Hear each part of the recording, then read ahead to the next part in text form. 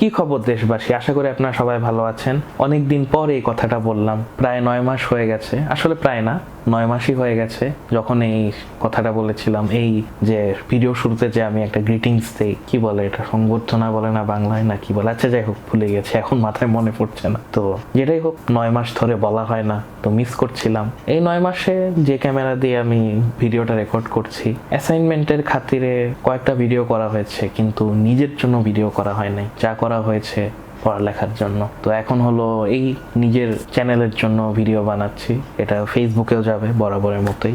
ভিডিওর টাইটেল আর থাম্বনেল দেখেই বুঝতে পেরেছেন যে এই ভিডিওটা কি নিয়ে হতে যাচ্ছে, তাও আরেকবার বলে নেই। তো আমি ভিডিওতে বলবো যে আমি কেন মানুষ পছন্দ করি না, সেটা আমি আমার ব্যক্তিগত অভিজ্ঞতা থেকে তুলে ধরবো, আর কি কি মনস্তাত্ত্বিক বিষয় কাজ করে সেটাও তুলে ধরবো। তো সব মিলে আপনারা জানতে পারবেন যে আমি কেন মানুষ পছন্দ করি না। ওই তো তুফানে মনে আছে না, ওই তো বলে আমার মানুষ ভালো লাগে না, আমার কোনো মানুষ ভালো লাগে না। তো ওই ব্যাপারটা নিয়েও কিছুটা বলবো। তুফান সিনেমা একটা বলে না যে কি বলে, আচ্ছা এটা ভিডিওর পরের অংশের জন্য বলবো, এখন না বলি, সব এখনই বলবো না, এখন একটু পডকাস্টের মতো একটু গল্পের মতো রাখি ইন্ট্রোটা। ভালো লাগছে আসলে, অনেকদিন পরে ভিডিও মেকিং এ আসছি, তো নিজের জন্য বিশেষ করে। ভিডিও মেকিং তো মাঝখানে হয়েছে, হয়তো বললাম তো অ্যাসাইনমেন্টের খাতিরে হলো, কিন্তু ওই তো নিজের জন্য তেমন করা হয় নাই, তেমন কি আসলে করাই হয় নাই ওইভাবে। কথা অনেক অগোছালো হবে, কারণ অনেকদিন পরে আসছি ভিডিও রেকর্ডিং করতে, একটা ফ্লো থাকে না, মানে প্রতি মাসে একটা ভিডিও করলে যা হয় যে একটা ফ্লো থাকে যে আমি ভিডিওতে কি বলবো না বলবো। আর এখন হয়েছে কি, আগে কি হতো যে 22-23 সালে বিশেষ করে, যে আমার না মনে এনার্জি থাকতো কথা বলার জন্য, মানে ওই যে মানসিক শক্তিটা, ওই জিনিসটা না এখন কম আর কি। এই ভিডিওটা রেকর্ডিং এ বসতেই আমি বলবো কত, প্রায় 2-3 সপ্তাহ দেরি করে ফেলেছি। আচ্ছা না, এত না, মানে আচ্ছা 2 সপ্তাহ 3 সপ্তাহ বলবো না, আমরা 2 সপ্তাহ দেরি করেছি বলা যায়। 2 না, আসলে এত না, 1 থেকে 1.5 সপ্তাহ, হ্যাঁ এরকম দেরি করেছি। এই জন্য ভাবলাম আজকে, মানে যখন এই ভিডিওটা রেকর্ড করছি, এই আজকের দিনে চেষ্টা করি নিজেকে একটু পুশ করি যে ভিডিওটা বানাই, যত যাই হোক না কেন নিজের মনকে একটু কিভাবে বলবো, একটু চাঙ্গা করে তুলি, যাতে আগামী কয়েকটা মাস ভিডিও বানাতে পারি স্মুথলি। জানি না বানাবো কিনা, দেখা যাক, আশা করি বানাবো। পরের মাসে না হোক 2-3 মাস পরে ঠিকই বানাবো আশা করি, যদি সব ঠিকঠাক থাকে। আর আমি এই ভিডিওটা এখন রেকর্ড করছি 21 মে 2025 সালে। তো 2 বছর আগে আমার প্রথম একক যাত্রা হয়েছিল কাতারে, আমি নিজে করেছিলাম, আমার জীবনের প্রথম একক যাত্রা করেছিলাম কাতারে 21 মে 2023 সালে। 2 বছর হয়ে গেছে এই ভিডিও যখন আমি রেকর্ড করছি। আর কত, ওকে প্রায় 4 মিনিট হয়ে গিয়েছে রেকর্ডিং এ ইন্ট্রোটার জন্য। তো আজকে বিশেষ দিন, ভালোই একদিক দিয়ে মিলে গেল পুরাপুরি, কাকতালীয় বলা যায়, কারণ আমি না মানে মাথায় খেয়াল ছিল না যে আরে 21 তারিখ তো আসতেছে, ওইভাবে মিলেও গেল, কি সুন্দর না। 21 তারিখে আমি ভিডিও বানিয়েছিলাম, আমার সোলো ট্রিপের রেকর্ডিং করেছিলাম, আর আজকে হলো হয়তো কি বলবো, আবার ওই সলিটিউড নিয়ে বলা যায় যে আমার মানুষ কেন ভালো লাগে না, কিছুটা রিলেটেড বলা যায়, কিছুটা মানে সামান্য আর কি, কিন্তু হ্যাঁ ওই তো আবার 2 বছর পরে একই দিনে ভিডিও বানাতে বসেছি। কথা আটকে যাচ্ছে জানি, অগোছালো, ওই তো একটু ফ্লো আসতে সময় লাগবে। আজকের ভিডিওটা, আজকে না মানে এই ভিডিওটা আমার কি বলবো, মনের গভীর থেকেই বানাবো, নিজের জীবনে কিছু অভিজ্ঞতা শেয়ার করব, তুলে ধরবো আপনাদের সামনে। অবশ্যই একেবারে সবকিছু তো আর বলা যায় না একটা ভিডিওর জন্য, তো যেটুকু আর কি বলা যায় সেটুকুই আমি বলবো, মানে বোঝানোর খাতিরে যতটুকু দরকার সেটুকুই আমি আমার ব্যক্তিগত অভিজ্ঞতা তুলে ধরবো। এরপর মনস্তাত্ত্বিক বিষয়গুলো তো অবশ্যই তুলে ধরবো, যেটা আর কি বলেছি। ভিডিওর যারা এ পর্যন্ত আছেন ধন্যবাদ। এমনিতেই প্রথম 30 সেকেন্ডে বেশিরভাগ মানুষ বিদায় হয়ে গেছে, এই জন্য ভাবলাম ইন্ট্রোটা একটু কথা বলি, একটু ফ্রি করে নিজেকে, ভালো লাগছে। অনেকটা অপ্রাসঙ্গিক কথাও বলেছি জানি, কিন্তু যে থাকার সে এমনিতেই থাকবে ভিডিওর এই পর্যন্ত। এই জন্যই আমার চ্যানেলে এমনি ভিডিও মানুষ কম দেখে, তো যারা আছেন এই মুহূর্তে ধন্যবাদ। আর আমার এমনিতেও খুব বেশি মানুষ দরকার নাই ভিডিও দেখার জন্য, কেন দরকার নাই সেটা আমি উপরে কোথাও দিয়ে দিব, এইখানেই কোথাও থাকবে, ওই তো এই কোনায় এই কোনায় বা এইদিকে কোথাও থাকবে, দিয়ে দিব যে কেন আমি বলেছি যে বেশি মানুষ না দেখাই ভালো একদিক দিয়ে। আবার তাই বলে কেউ না দেখলে জিনিসটা ভালো না, দেখুক 4-5 জন হইলেও দেখুক, তাও তো ভালো, তাই না? 10-20 জন হইলেও দেখুক। এই আচ্ছা ভালোই লাগছে আসলে, একটু এখন অনেকটা ফ্রি হয়ে গিয়েছি আর কি ভিডিও মেকিং এ। এই স্মুথনেসটা থাকলেই হলো পুরা ভিডিও জুড়ে, আরো স্মুথ হোক এটাই চাই। এখনো পুরোপুরি স্মুথনেসটা আসে নাই। আচ্ছা, অনেক কথা বলে ফেলেছি, এখনই চলে যাওয়া যাক ভিডিওর মূল অংশে। এখন ব্যক্তিগত অভিজ্ঞতা থেকে বলি যে কেন আমার মানুষ পছন্দ না। তো সবার আগেই আমি আমার স্কুলের জীবন থেকেই বলবো, স্কুলের জীবনে আমি অনেক বুলিং এর শিকার হয়েছি। এটার অনেক কারণ থাকতে পারে, যারা বুলিং করেছে তারাই ভালো বলতে পারবে। আমি কিছু সম্ভাব্য কারণ বলতে পারি। একটা হতে পারে যে, হতে পারে না, এটাই বলা যায়, তারা যেসব মজা করত সেই সব মজার আমি অংশ হতে চাই না। আমি আমার মতো থাকতে চেয়েছি বরাবরের মতো। এই তো ছোটবেলার থেকেই আর কি, এখনো আমি তাই চাই, নিজের মতো থাকতে। ওরকম কি বলে ওটা, একটা যে গ্রুপে কাজ করা, গ্রুপে খুব কি বলে মানুষকে খুশি রাখা, এই জিনিসটা আমার আগের থেকে পছন্দ ছিল না। তাই বলে একেবারে সবাইকে কষ্ট দিয়ে বেড়াবো এটার পক্ষেও আমি না, কিন্তু সবারই একটা ব্যক্তিগত ব্যক্তিত্ব থাকে, তাই না? এটার বাইরে আমি যেতে পছন্দ করিনি ছোটবেলার থেকে। তো দেখা যেত তারা এমন অনেক মজা করতো যেটা আমার পছন্দ হতো না। আমি বুঝতাম যে হ্যাঁ ভাই তোমরা মজা করতেছো, কিন্তু ওগুলো আমি পছন্দ করতাম না। কিন্তু তারা ভাবতো যে হ্যাঁ এ তো মজা বুঝে না, কি বোরিং মানুষ, কি এরকম চুপচাপ থাকে। আমার ইচ্ছা, আমার জীবন, আমার ইচ্ছা, আমি চুপচাপ থাকবো কি থাকবো না, আমি আমার মতো থাকবো কি থাকবো না। কেন হই হুল্লোড়ের মাধ্যমেই আনন্দকে করা উচিত, ডিফাইন করা উচিত? একটা মানুষ চুপচাপ থেকেও তো আনন্দ করতে পারে নাকি, এটা তারা বুঝতো না আর কি। তো এখন যেহেতু আমি তাদের মন মানসিকতা মিলিয়ে চলতাম না, তাদের রীতিনীতি মেনে চলতাম না, এই জন্য বুলিং এর শিকার হয়েছি। এরপর তাদেরও বিভিন্ন কারণ থাকতে পারে যে কেন আমাকে বুলি করেছে। আচ্ছা, এখন কারণগুলা গেল। এখন এত কিছু বললাম যাতে ভিডিওটা বুঝতে সুবিধা হয়, যা বলবো একটু পরে। বুলিং এর যে বিষয়টা হয়েছে, এটা কিভাবে আমাকে মানসিকভাবে প্রভাব ফেলেছে সেটাই আমি বলবো। তো প্রথমত যেটা হয়েছে আমার না মানব জাতির উপর থেকে বিশ্বাস উঠে গিয়েছিল, পুরাপুরি না হোক অনেকটা উঠে গিয়েছিল। যে যখন বুলিং এর শিকার হয়েছি না, তখন না কেউই আমাকে সাহায্য করে নাই। সবাই নীরব দর্শকের মতো শুধু দেখেছে যে আমি কিভাবে সাফার করেছি, কিভাবে ভুক্তভোগী হয়েছি। ভুক্তভোগী তো বলে, তাই না? হ্যাঁ ঠিকই আছে। কিভাবে আমি কি বলবো, হয়রানির শিকার হয়েছি, হেনস্থার শিকার হয়েছি, কিন্তু কেউ আগায় আসে নাই।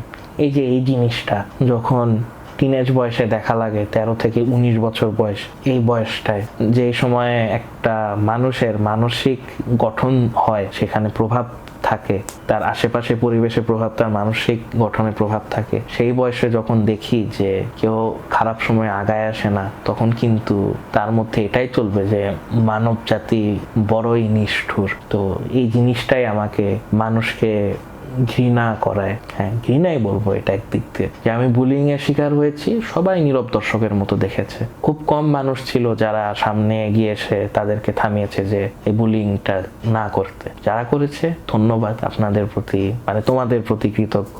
আপনাদেরও বলা যায় সিনিয়র ছিল কিছু, সোয়া ওইটাই। তো এই জিনিসটা না আমাকে মানব জাতির উপর থেকে বিশ্বাসটা উঠায় দেয় এই ছোট বয়স থেকে। এটা তো স্কুলের গেল। এরপরে ব্যক্তিগত জীবনে কত জায়গায় দেখেছি মানুষের দ্বিচারিতা, তারপরে মানুষের যে কি বলবো ভণ্ডামি, দ্বিচারিতা ভণ্ডামি একই কথাই বলা যায়। যাই হোক, এই জিনিসগুলা দেখেছি।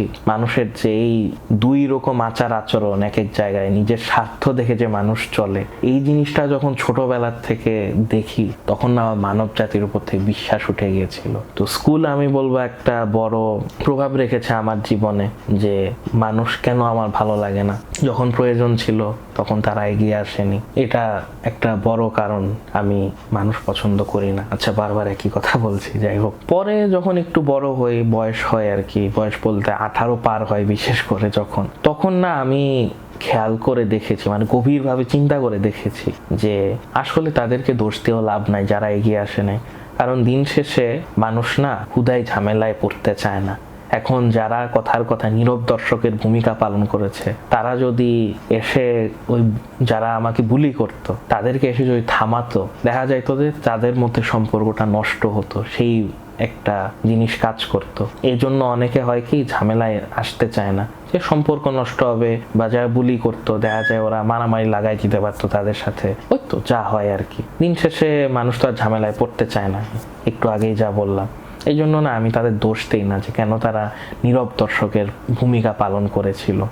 এটাই আসলে এখন আর দোষ দেই না। হ্যাঁ, অবশ্যই খারাপ লাগে, আমি বলবো না যে হ্যাঁ এখন খারাপ লাগে না, ওরা যা করছে ঠিকই করছে, এটা আমি বলবো না। কিন্তু এখন না ওই মানুষের যে মনস্তত্ত্ব বা সাইকোলজি, এই জিনিসটা আমি বুঝি যে কেন মানুষ বিপদের সময় এগিয়ে আসে না, কেন সবকিছু একা একাই করা লাগে সে সময়। এই জিনিসটা আমি বুঝতে পেরেছি। আমার মতে এই জিনিসটা না সাহায্য করেছে আমাকে পরবর্তী জীবনে, যখন আমি প্রাপ্তবয়স্ক হয়ে যাই। এই জিনিসটা না আমাকে মানুষের থেকে আশা রাখাটা কমিয়ে দিয়েছে, নিজেকে স্বনির্ভর হতে সাহায্য করেছে। পুরাপুরি হয়তো করে নাই, বাট অনেকটাই করেছে।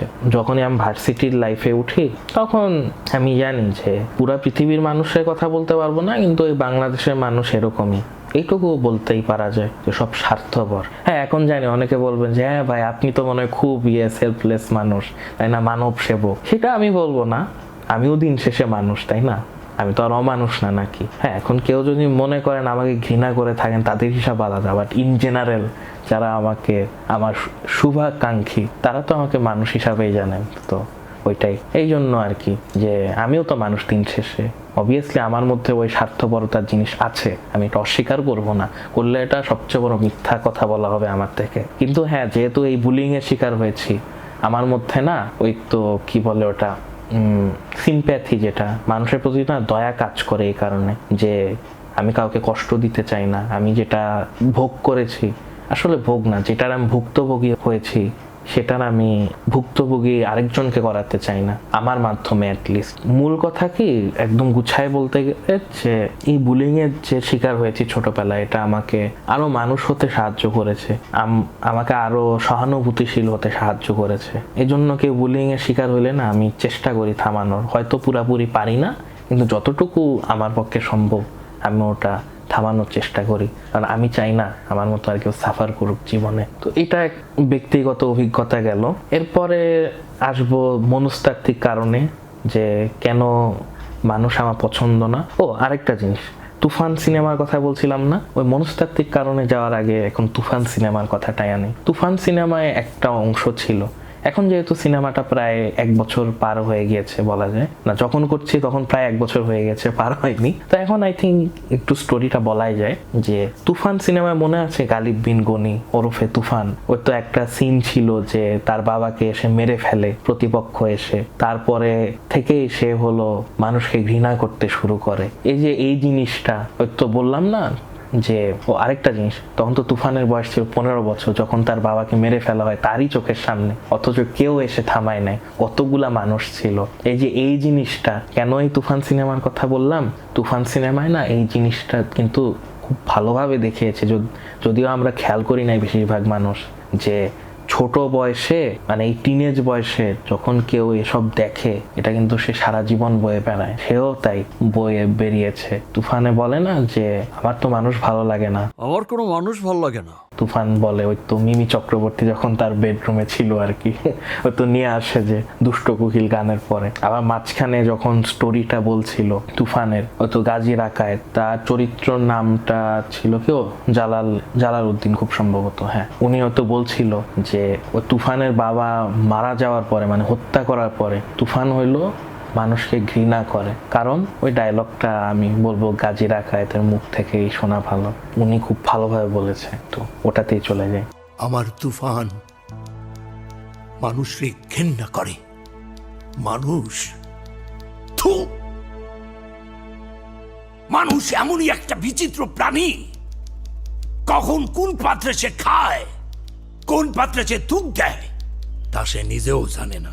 তো গাজী রাকায়েতের সংলাপ তো শুনলেনি, কি বলল, যে মানুষ এমনই একটা বিচিত্র প্রাণী, সে কোন পাত্রে খায়, সে কোন পাত্রে থুক দেয়, তা সে নিজেও জানে না। এটা সত্যি কথা, মানুষ একটা অকৃতজ্ঞের জাত বলা যায়, সবাই না, কিন্তু একটা মানব জাতি বড় অংশের মানুষ না খুবই অকৃতজ্ঞ।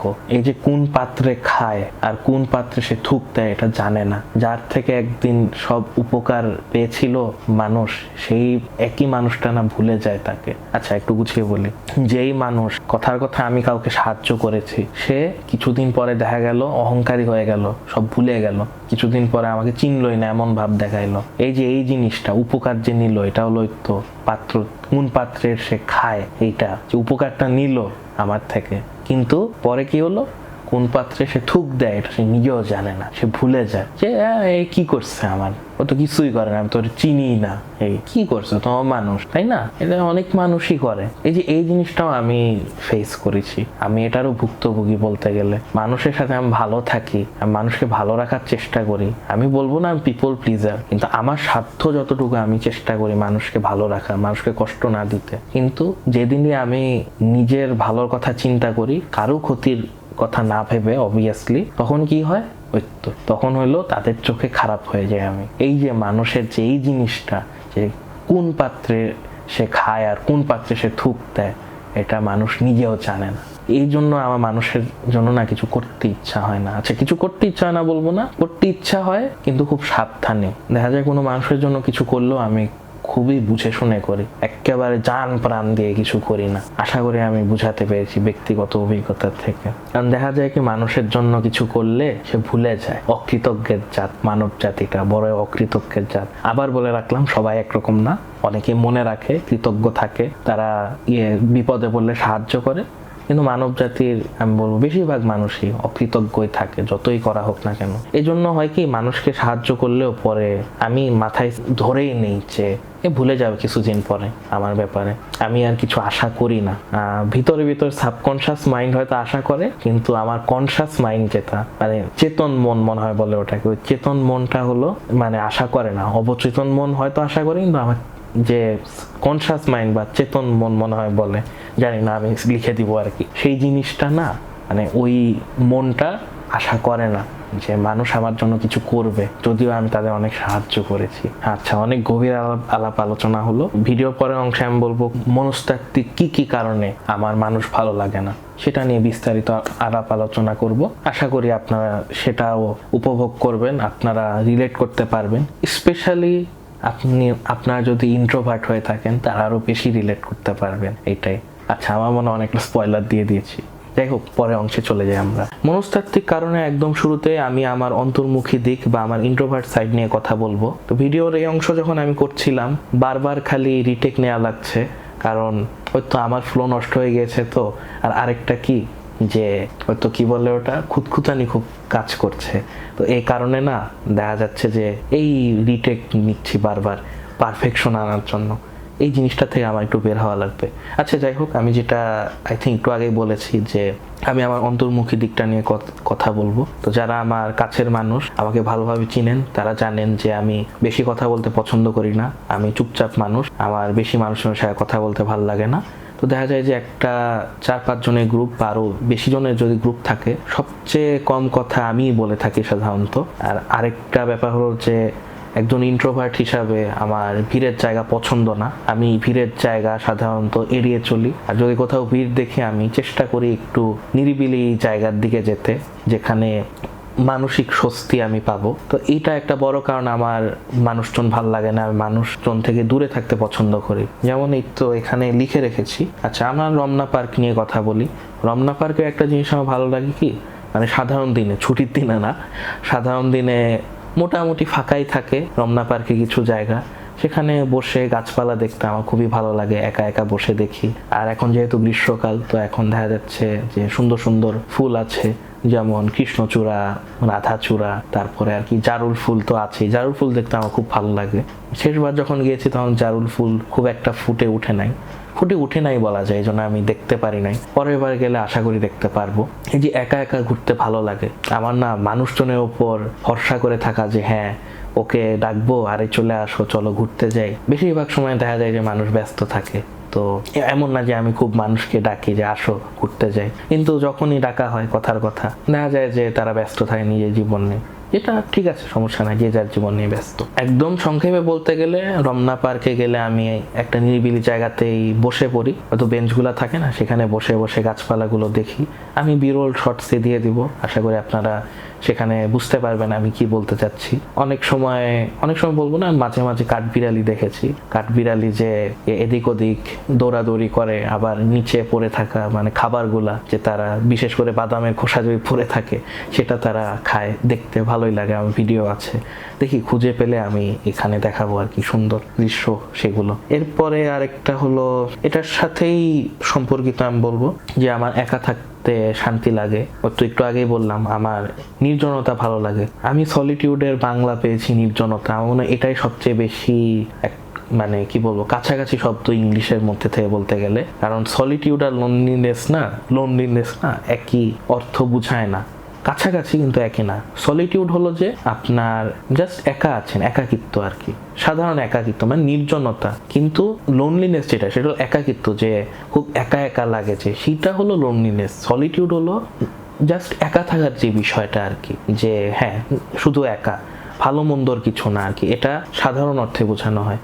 আর যেটা আর কি লোনলিনেস, এটা একটু নেতিবাচক অর্থে বোঝানো হয়। আশা করি বুঝাতে পেরেছি। অর্থগুলো দিয়ে দিব, ডিকশনারিতে যা দেয়া আছে ওটা আপনারা স্ক্রিনেই দেখতে পারবেন। ওকে, এরপরে আরেকটা বড় কারণ আমি বলবো ভ্যালু মিসম্যাচ বা মূল্যবোধের অমিল।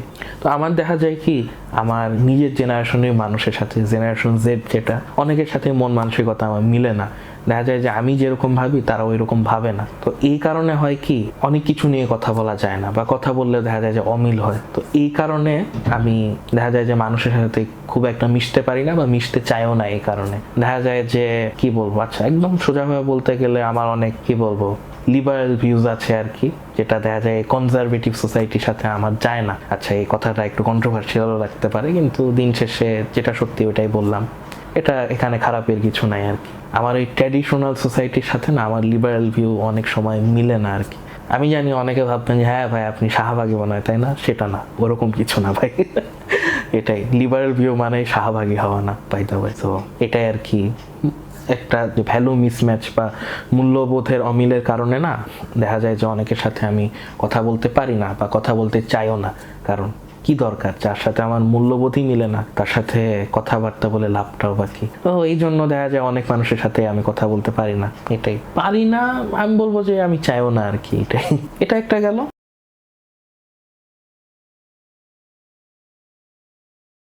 আরেকটা হলো অনেক সময় অন্যদের আচরণ নিয়ে সন্দেহ তৈরি হয়। আচ্ছা আমি আরেকটা ব্যাপার, এমন এটা আমাদের বাঙালি সমাজেরই ব্যাপার, মূলত বিদেশে এটা কম হয়। যেমন কিভাবে বুঝায় বলে, আচ্ছা যেমন বাংলাদেশে ঠিক আছে কেউ আপনার সাথে খুব হেসে হেসে কথা বলছে, ধরলাম তার কোনো খারাপ উদ্দেশ্য নাই, এমনি তার হয়তো হেসে হেসে কথা বলার অভ্যাস আছে আর কি, থাকে না অনেকে একটু হাসি দিয়ে কথাবার্তা বলে। এখন দিন শেষে কি আমার তো বাঙালি মন মানসিকতা কাজ করে ওই সময়, যে কোনো বাঙালিরই এটা কাজ করবে, শুধু আমার না, যে হ্যাঁ নিশ্চয়ই ধান্দা আছে, কোনো স্বার্থ আছে, এই জন্য আমার সাথে এমনি হেসে হেসে কথা বলছে। কিন্তু বিদেশে কিন্তু মানুষ হেসে হেসে যখন কথা বলে তাদের কিন্তু সাধারণত কোনো খারাপ উদ্দেশ্য বা কোনো ধান্দার উদ্দেশ্য থাকে না। তারা আসলেই মানে কি বলবো মন থেকে হেসে হেসেই কথা বলে, সবার কথা না, মানে অনেকে যারা কি বলে যে হ্যাঁ তার ভালো লাগে, তার অভ্যাস, এই জন্য এভাবে কথা বলে। তো এই জিনিসটা না আমার না দেখা যায় যে কিভাবে মানে একটু গুছিয়ে বলতে গেলে আমি বলবো যে অনেক সময় হয় না দেখা যায় যে হ্যাঁ একটা মানুষ খুব আলগা দরদ দেখাচ্ছে, হয়তো সে তার কথা বলার অভ্যাসই ওইভাবে যে হ্যাঁ একটু দরদ দেখিয়ে কথা বলার, সে মন থেকেই বলছে, এমন না যে তার মানুষের সামনে ভালো সাজার জন্য বলছে। কিন্তু দেখা যায় যে না, এর মনে হয় নিশ্চয়ই কোনো স্বার্থ আছে আমার জন্য। থাকে না অনেকে যে একটু বেশি কেয়ার দেখায়, বেশি দরদ দেখায়, হয়তো সে মন থেকেই মানে ওরকমই দরদি মানুষ, দয়ালু মানুষ, কিন্তু দেখা যায় যে মানে আন্তরিক মানুষ, এই তো সঠিক শব্দ আন্তরিক মানুষ। কিন্তু দেখা যায় যে এই তো বাংলাদেশে যা হয়, এই আন্তরিকতার অপব্যবহার করেই স্বার্থ আদায় করার চেষ্টা করে। তো ওই কারণে দেখা যায় কেউ আন্তরিক হতে চাইলেও তাকে আমরা সহজে বিশ্বাস করতে পারি না। তো সেটা আমিও ব্যতিক্রম না, দিন শেষে আমিও এর ঊর্ধ্বে না, দেখা যায় যে আমিও সন্দেহ করে থাকি। তো বাংলাদেশে এটা অনেক হয়, এই আন্তরিকতা এত ব্যবহার করে মানুষ যে আমার মনে হয় দরকার নাই এই সমাজের সাথে সামাজিকতা করার। এরা তো কি বলে যে মুখে যেটা বলে তার অন্তরে আসলে সেটা নাই, মানে দুমুখ সাপ বলা যায় আর কি একদিক দিয়ে। হ্যাঁ ওইটাই আমাদের এই বাঙালি সমাজে এটা খুবই বেশি আর কি, এই জিনিসটা আমি খুব অপছন্দ করি আর কি। আমার কথা হলো তোমার মাথায় যা চলে ওটাই মুখে বলে দাও, এত প্যাচ ভালো না ভাই, এই বাঙালি সমাজের এইগুলা খুবই অপছন্দ। এই জন্য আমি দেখা যায় মানুষজন পছন্দ করি না, এটাও একটা বড় কারণ। এটা যদিও আমাদের বাংলাদেশের সমাজ হিসাবে বলছি, হয়তো বিদেশে গেলে এই জিনিসটা আমার থাকবে না, এটাই, এটা একটা গেল। এরপর এরই সাথে রিলেটেড বা সম্পর্কিত কথা আছে, সেটা হলো মানুষের জটিল মনস্তত্ত্ব। মানুষ দিন শেষে চিন্তা করতে পারে, মানুষের অনেক রকম চিন্তা ভাবনা, এক একজন এক একভাবে চিন্তা করে। এখন কার মনে কি চলে এটা তো আমি আর পড়তে পারবো না, তাই না? আমি তো আর কোনো মাইন্ড রিডার না, আমি তো আর মানুষের মন পড়তে পারবো না। তো এখন এই জিনিসটা যে আমার সামনের মানুষটা সে কি আসলে আমার ব্যাপারে ভালো কিছু ভাবে নাকি আমার সামনে নাটক করছে, এটা আমি বুঝবো কেমনে? হ্যাঁ, অনেক সময় তার অঙ্গভঙ্গি দেখে বোঝা যায়, কিন্তু এটা তো অনেকেই লুকাতে পারে দিন শেষে। তো এই যে মানুষের যে জটিল মনস্তত্ত্ব, এক একজন এক একভাবে চিন্তা করে, তার সাথে আবার খাপ খাওয়ায় চলা লাগে, এই জিনিসটাও দেখা যায় আমার খুবই বিরক্তিকর লাগে আসলে। এই জন্য আমি মানুষ থেকে দূরে থাকতে পছন্দ করি। এটাও একটা বড় কারণ যে আমি মানুষ পছন্দ করি না। ভিডিওটা যারা এই পর্যন্ত দেখেছেন আমি তাদেরকে ধন্যবাদ জানাই। ধন্যবাদ আমার ভিডিওতে সময় দেওয়ার জন্য। আমি আপনাদের প্রতি কৃতজ্ঞ যে আপনারা আমার ভিডিও এই পর্যন্ত দেখেছেন। ভিডিওটা প্রায় শেষের দিকে চলে এসেছে। আমি বলবো যে বাংলাদেশে যে আমরা সামাজিকতা, এই যে সমাজ, বাংলাদেশের সমাজ যে সামাজিকতাকে খুব প্রাধান্য দেয়, নিজের ব্যক্তিগত জীবন বলে যে কিছু আছে এটা যে আমরা অনেকেই ভুলে যাই, এই যে চিন্তাধারাটা, এটার থেকে আমাদের বের হয়ে আসা উচিত। আমার মতে সবারই একটা ব্যক্তিগত জীবন আছে, সেটাকে আমরা সম্মান করি, সেটা আমরা মেনে চলি। আমরা যাতে কারো জীবনে হস্তক্ষেপ না করি, তার ভালোর জন্য চিন্তা করে আর কি। কেন এভাবে ফোকাস দিয়ে বললাম ভালোর জন্য? কারণ অনেকেই আর কি বলে না, হয়তো কি বলে এটা, ইন্টারন্যাশনাল রিলেশনসে যা হয় আর কি, যে একটা দেশ আরেকটা দেশের অভ্যন্তরীণ বিষয় নিয়ে হস্তক্ষেপ করে, কারণ ওই তো যে ওই দেশের ভালোর জন্য করা হচ্ছে। আমরা যাতে কারো ব্যক্তিগত জীবনে ওইটা না করে থাকি। সবারই একটা ব্যক্তিগত জীবন আছে। আর সামাজিকতা যে প্রাধান্যর কথা বললাম, আমার মতে বাংলাদেশের সমাজের না সামাজিকতাকে এত রোমান্টিসাইজ করা উচিত না। সবারই ওই তো একটু আগে বললাম একটা ব্যক্তিগত জীবন আছে, যে যার মতো থাকুক। দিন শেষে কেউ কারো যদি ক্ষতি না করে থাকে, নিজের মতো বাঁচতে চায়, আমি বলবো তাদেরকে আমরা বিরক্ত না করি, তাদেরকে আমরা তাদের মতোই থাকতে দেই। কারণ ওইটা যেটা বারবার বলছি যে সবারই একটা নিজের জীবন আছে, সবারই একটা ব্যক্তিগত জীবন আছে। আমরা কালেকটিভিস্ট সোসাইটি, তো তাই আমরা না একটা মানুষ যদি নির্জন থাকতে চায় বা সলিটিউড যদি তার জীবনে রাখতে চায়, সেটা আমরা কেন জানি সম্মান করি না, আমরা খুবই খারাপ দৃষ্টিতে তাকে দেখি। এই জন্য আমি বলবো যে এই দৃষ্টিভঙ্গি থেকে আমাদের বের হয়ে আসা উচিত। আমরা যাতে আমাদের মতো বাঁচতে শিখি। সমাজ কি ভাবলো না ভাবলো এটা নিয়ে এত আমরা না ভাবি। দিন শেষে জীবন তো একটাই, আমরা জন্ম নেই একা, পৃথিবীতে বেঁচে থাকি একা, চলেও যাই একা। তাই কে কি ভাবলো না ভাবলো এটা নিয়ে না এত ভেবে লাভ নাই। জানি এটা বলা যতটা সহজ ততটাই এটা মেনে চলা কঠিন, কিন্তু আমি বলবো যে জীবন একটাই, আমরা নিজের মতো বাঁচতে শিখি, যেটা আমি বারবার আর কি বলছি। আরেকটা বিষয় কি জানি, বাংলাদেশে কালেকটিভিস্ট সোসাইটির সিস্টেমে চলে, তো সেটা নিয়ে আমি একটু গুছিয়ে বলবো যে আমরা সবার ব্যক্তিগত জীবনকে সম্মান জানাই, আমরা হস্তক্ষেপ যাতে না করি, যেটা আমি একটু আগেও বলেছি। আমরা যাতে সলিটিউডের মূল্যটা বুঝতে পারি। আচ্ছা, দিন শেষে আমি না বাংলাদেশের এই কি বলবো জোর করে সামাজিকতার জিনিসটা না খুব অপছন্দ করি। পৃথিবীর অনেক দেশেই মানুষ দেখা যায় যে ইন্ট্রোভার্ট হয়েও ভালোভাবেই থাকতে পারে, মানে তাদের কালচারটাই হলো খুবই ইন্ট্রোভার্টেড। যেমন ভালো উদাহরণ হিসাবে বলা যায় জার্মানির দেশটার কথা, জার্মানির সংস্কৃতি, তারপরে কোরিয়া, জাপান, তারা তো খুব একটা মিশুক জাতি না, কিন্তু তারা তো অনেক উন্নতি করেছে। তো আমরা তাদের থেকে কিছুটা শিখি। সামাজিকতার অবশ্যই রাখা উচিত, আমি এটা বিরোধিতা করছি না, কিন্তু বাংলাদেশের যে সামাজিকতার নিয়ম কানুন, যেরকম জোরপূর্বক সামাজিকতা ফর্মালিটির খাতিরে হলেও, এই জিনিসটা আমি খুব অপছন্দ করি। এই জিনিসটা আমি বলবো যে পরিহার করা উচিত। আমরা নিজের মতো বাঁচতে শিখি স্বাধীনভাবে। এটাই আমার এই ভিডিওর মূল বার্তা বলবো না, এটা একটা অন্যতম বার্তা। আমার এই ভিডিওর মূল উদ্দেশ্যই ছিল হলো যে আমি কেন মানুষজন পছন্দ করি না, সেটা নিয়েই মূল কথা ছিল।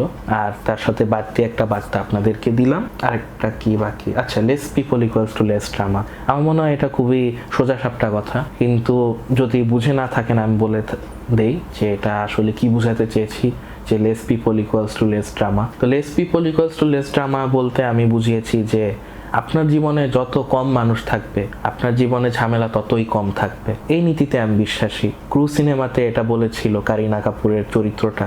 যদি ক্রু সিনেমা দেখে থাকেন, আমি আশা করি যে আপনারা বুঝতে পেরেছেন যে আমি কিসের কথা বলছি।